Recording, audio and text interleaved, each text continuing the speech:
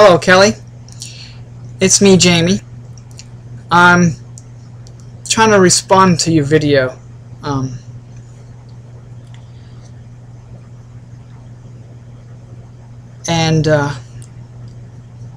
The best response I could come up with is something that happened to me when I was a kid.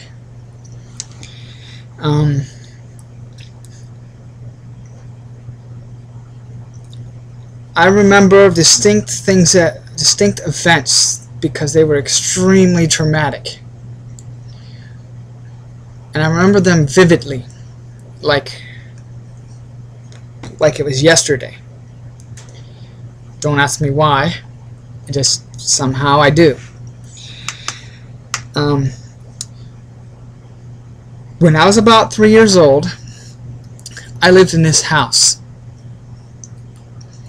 Okay, it was 2 stories. There was a downstairs and an upstairs, and there was an attic too, so I guess it was 3 stories. And it was sort of a dual house, like a full house and another full house, and they were next to each other but connected. You know, like a full house and a full house, sort of like a duplex, but each one was a complete house. And well, when I was 3 years old,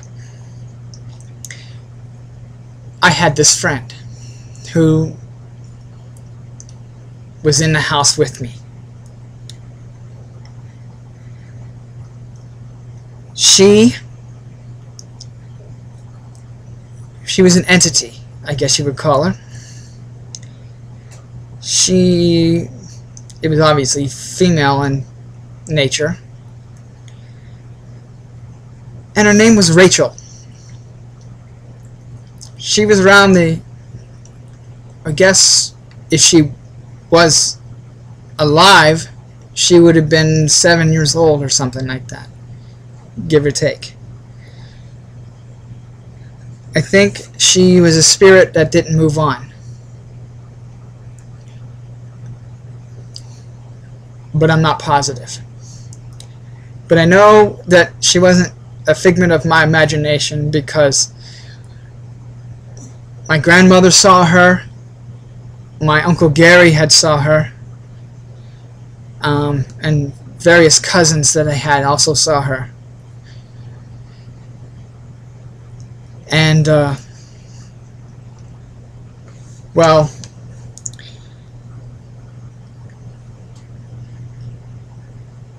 one morning, I woke up, and in my room, there were 2 beds.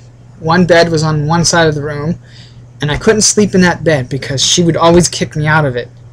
So my parents bought another bed and put it on the other side of the room, because they got tired of me, ending up on the coming into their room. So they solved it by putting another bed in that room, and everything worked out fine after that. And my mother only did it because she believed in spirits. That's the only reason why she brought a second bed. She figured it would solve the problem, and it did. But to get to the point, when I was a kid, one morning I woke up because Rachel woke me up, and she wanted to play. She wanted to play hide and go seek. She wanted me to go find her. So I did. And I searched upstairs on the 2nd level. I was always kind of afraid to go to the attic, so I never went up there.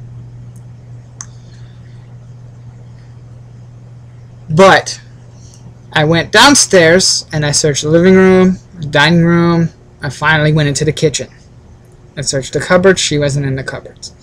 So I finally opened the door on the refrigerator. And that's when things start to take a dramatic turn. Rachel wasn't in the refrigerator. She was somewhere else. The night before, my mother was defrosting the refrigerator. It was one of those old style refrigerators that you have to defrost because it builds up a lot of ice and stuff like that. And it was the old style door handle where you had to pull the handle to unhasp it and pull the door open, and the door automatically closes and rehasps. So I proceed to open this refrigerator door, and I look inside, and there was no shelving in it. No shelving was taken out.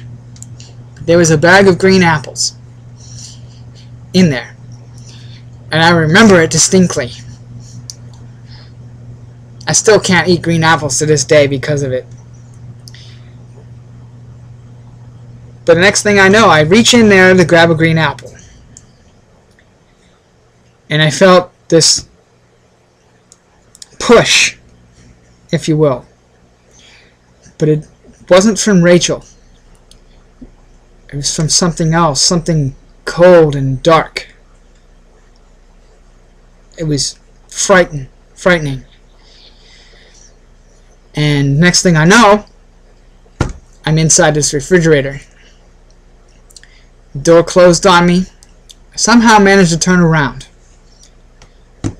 Probably because I was small enough to. But there was only enough air in there for, at least an hour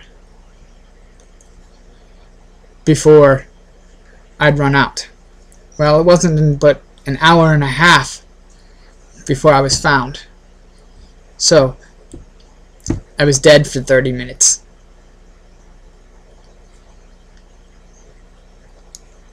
Anyway, before that occurred, it felt like mere moments had passed. The hour and a half that I was in there, almost hour and 45, I don't know exactly how much time, but I do know that there was a lot of time, and then I should have died, basically. Anyway,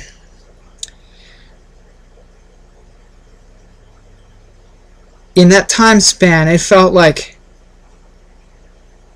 only a few seconds had passed,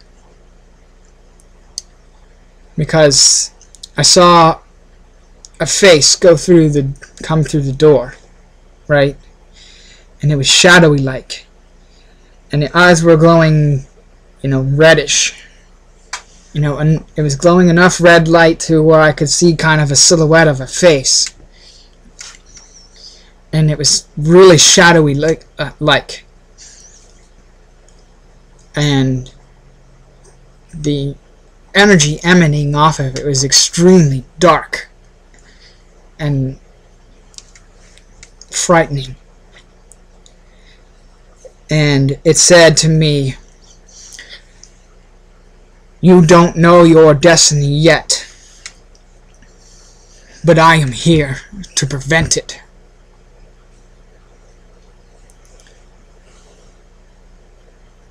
And then it jumped inside of me, trying to kill me from the inside. But at the same time it jumped in, the next thing I know, I felt weird. There was a white light that appeared around me, surrounded me.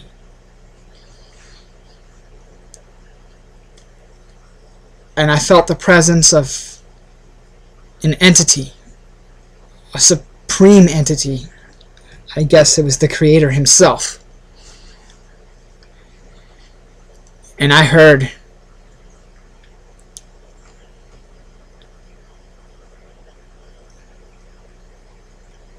"How dare you attack the Chosen One?"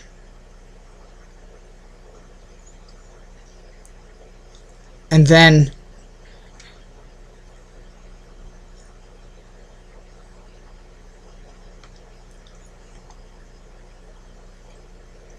once I was surrounded by this pure white light, and I felt a calm and peace and love.